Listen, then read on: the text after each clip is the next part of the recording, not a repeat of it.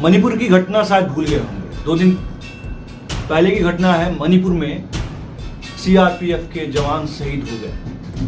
ये मैं बोल रहा हूं कि शहीद हो गए।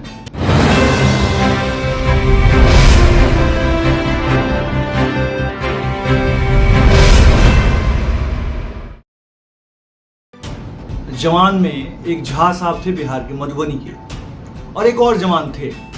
अब इनको हम शहीद माने या मृत्यु प्रमाण पत्र वाला वास्तविक सत्य माने, ये है कौन? कागजों में आर्मर्ड फोर्सेस ऑफ इंडिया होने के बावजूद भी ये है कौन? ये देश पूछता है, ये भारत पूछता है, ये भारत के उन नेताओं से पूछता है कि आप इनको मानते क्या है। 2 दिन पहले उड़ीसा के एक नवयुवक सांसद जिनकी डेट ऑफ बर्थ 1981 की है, ये बात संसद में रखते हैं, जवानों की पेंशन की बात करते हैं और सैनिक बल की बात करते हैं, लेकिन उनकी बात पे क्या कितना इम्प्लीमेंट हुआ ये देश पूछता है। अक्सर क्यों जवानों के मामले में और सैनिक बल के मामले में वो सभी नेता चुप होते हैं? चलिए पुरानी बातें अब आप लोग के बीच में रखते हैं। छोटी सी हमारे पास एक कागज है, इस कागज को आप लोग के बीच में हम शेयर कर देंगे। ये है ministry of home affairs, government of India, Rajya Sabha, और ये जो है क्वेश्चन नंबर 1961 ये लिखा है। और ये सुब्रमण्यम स्वामी जो हैं भूतपूर्व सांसद, उन्होंने आवाज उठाई थी और एडवोकेट भी हैं।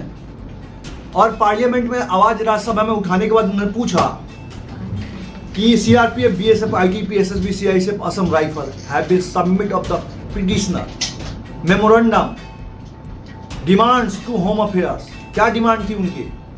इनको ओपीएस लागू हो, ये armoured force Indian of India CCA conduct rule जो है लागू नहीं होता है। ये क्वेश्चन सुब्रमण्यम स्वामी जी का है, बात रखी और उस पर minister of home affairs Shri Nityanand Rai ji रख रहे हैं, suspended of the received from the time entire इलिया डिमांडिंग एक्सपीरिएटेड service and pension rules central arm police force CAPF personals, there is no such proposal under consideration at present. ये नित्यानंद राय जी का जवाब है। सुब्रमण्यम स्वामी साहब जो हैं इन्होंने आवाज उठाई थी। क्या मांगेंगे हम? क्या देश के जवान नक्सल प्रभावित क्षेत्र में, दंतेवाड़ा में, ऑपरेशन पीरियड्स में, छत्तीसगढ़ में, जम्मू कश्मीर में, मणिपुर में, त्रिपुरा में तथा अन्य राज्यों में जो central arm police force CRPF, BSF, ITBP, CISF के जवान आतंकवादियों से, नक्सलवादियों से, देश के अंदर बैठे गद्दारों से लड़ते हुए जो शहीद हो जाते हैं ऑपरेशनल ड्यूटी में, उनको क्या मानते हैं? क्या उनको शहीद मानना चाहिए कि नहीं मानना चाहिए? ये देश पूछता है। क्या देश के नौजवानों के साथ भेदभाव नहीं हो रहा है? क्या देश के जवानों के बारे में सोचना गलत लग रहा है क्या? या कोई करना नहीं चाहता है? हमें तो अभी तक यही पता चला है कि 75 साल देश को आजाद हो गए, 76, 77वां मना रहे हैं आजादी के। इस आजादी के बाद आजाद करने वाले लोग, आजादी के बाद देश को शांति व्यवस्था स्थापित करने वाले लोग आज कहाँ हैं? सबसे पहले देश को शांति व्यवस्था के साथ वोटर्स को कॉर्डन करने वाला अगर कोई बल है वो है सीआरपीएफ। रॉयल फोर्सेस के नाम से इसको जानते थे, अंग्रेजों ने स्थापित किया था। असम राइफल था, और आज उन्हीं के देश के लिए जो मर मिटने वाले थे, उन्हीं बल के लोगों को शहीद प्रमाण पत्र नहीं दिया था। शहीद का दर्जा नहीं है। कोई कागज उनको इस प्रकार से फैसिलिटी, पूरी पैरामिलिट्री फोर्स की बात करते हैं। क्यों जी? क्या दिक्कत आ रही है? क्या शहीद प्रमाण पत्र देने में आपके क्या खेत से जा रहा है? ये देश पूछता है, भारत पूछता है, 21वीं सदी का युवा पूछता है। कब तक लोगों को गुमराह करेंगे? ये बात सबको समझ में आती है। मणिपुर की घटना दिखाई नहीं रही, लेकिन डोनाल्ड ट्रंप के कानों में जो है गोलियां सट के निकल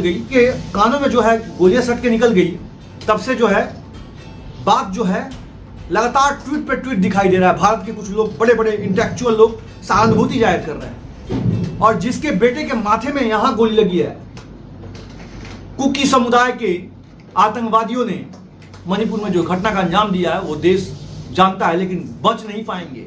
सीआरपीएफ है, पता। अगर इतिहास भूगोल पढ़ना नहीं आता हो तो पढ़ ले, कुकी हो या कोई भी हो। ये है कि जो निकालने की तेल निकाले को कोई नहीं निकालने वाला है। अगर विश्वास ना है तो एक बार जम्मू कश्मीर के बारे में पता कर लीजिएगा कि सीआरपीएफ ने कैसे कॉर्डन करके गजब का ठुकाई किया था। और ये बात ऐसा नहीं है। एक्चुअली क्या है कि सीआरपीएफ जो काम करती है वहां प्रेत भी नहीं काम कर सकता। शांति व्यवस्था जो स्थापित करती है वो कोई नहीं कर सकता, लेकिन उसके परिवार के बहुत लोग हैं पैरामिलिट्री फोर्स के, सीआरपीएफ, बीएसएफ, आईटीबीपी, एसएसबी की बात करते हैं, ये सभी लोग एनएसजी की बात करते हैं, ये सभी लोग पैरामिलिट्री फोर्स के लोग हैं। इनके वेलफेयर में, इनके शहीद के बारे में क्या सोचना चाहिए कि नहीं? क्या आदरणीय प्रधानमंत्री जी के पास ये बात पहुंचनी चाहिए कि नहीं? और पहुंचनी भी चाहिए। मैं जानता हूं कि आदरणीय प्रधानमंत्री जी के बाद अगर ये बातें जाती है कि शहीद प्रमाण पत्र सेंट्रल आर्म पुलिस फोर्स को दिया जाए, तत्काल कंसिडरेशन होगा। हम जानते हैं कि इस देश में जो है गलत तरीके के मिसगाइड करने वाले लोग हैं, बाल का खाल निकाल लेंगे, लेकिन एक बात है, काम नहीं करेंगे। साहब, काम करे अगला, बन के रहो पगला। ये कहानी जो है 74-75 साल से हम देख रहे हैं। नाम आपका हो, काम कोई और कर रहा है, प्रशंसा कोई और कर रहा है। जाइए आप मीडिया चैनल पे देखिए, शहीद हो गया जवान ने सेना ने की मुठभेड़, रहेगा सीआरपीएफ का फोर्स के लोग और करेगी सेना की बात करेंगे। एक्चुअली सही बात है, वो करना चाहिए उनको, लेकिन ये नहीं कह पाते हैं कि अर्शनी बल ने किया। ये बात, तमाम चीजें, अगर आपको मेरी बात को अच्छी लग रही हो या बुरी लग रही हो, कोई बात नहीं, बुरी लग रही हो तो पॉकेट में रख लीजिएगा। आपके बुरे लगने से मेरा कोई फर्क नहीं पड़ता है। जो देश को सही लगता है उससे फर्क पड़ता है, और देश पूछता है कि पैरामिलिट्री फोर्स को शहीद प्रमाण पत्र दिया जाना चाहिए कि नहीं। अगर आप मेरी बात से सहमत हैं तो वीडियो को शेयर कर दीजिए कि जवानों के लिए, हक के लिए लगातार आवाज उठनी चाहिए, और जवानों के हक के लिए कागजी कार्रवाई भी होना चाहिए। मैं लगातार इस चीज पर रिसर्च करता हूँ, जो रिसर्च करता हूँ बात आप लोग के बीच में रखता हूँ। रिसर्च करने के बाद, आप लोग के बीच में रखने के बाद, इस कागज को लिखित में हम पूरी कागज प्रधानमंत्री कार्यालय को सबमिट कराने वाले हैं। बहुत जल्दी कराएंगे, 2-4-5 दिन का टाइम है मेरे पास, इस टाइम में जरूर करा लेंगे। 20 के बाद हम लेटर पूरा सबमिट करने वाले हैं। अगर आप मेरे वीडियो को देख रहे हैं, चैनल पर देख रहे हैं, तो सब्सक्राइब कर लीजिए चैनल को, कि यही चैनल है जो देश के जवानों की बात करता है। बाकी जो है चमचागिरी करने में लगे हुए हैं, गोदी मीडिया में बैठ के, गोद में बैठ के पैसा कमाने में, टीआरपी में लगी है। बाकी लोगों को कोई देश के जवानों से कोई सहानुभूति नहीं है। ये हमारा देश का पहला ऐसा चैनल है जो देश के लिए बात करता है, देश के जवानों के लिए बात करता है, और देश के हित के लिए बात करता है, देश के लिए जीने और मरने के लिए बात करता है, देश के हित के लगातार इंप्लीमेंट करने की बात करता है, देश को ऊंचाइयों तक ले जाने की बात करता है। अगर आप मेरी बात से सहमत है तो चैनल को जरूर सब्सक्राइब कर लीजिए। ये चैनल आपका है, ये सोच के इसमें आपका पैसा नहीं लगने वाला है। एक बार बेल आइकॉन जरूर दबा लीजिएगा कि वीडियो, नई वीडियो मिलते रहेंगी। जय हिंद, वंदे मातरम, इनकलाब जिंदाबाद, भारत माता की जय। नमस्कार, फिर मिलते हैं नेक्स्ट वीडियो में।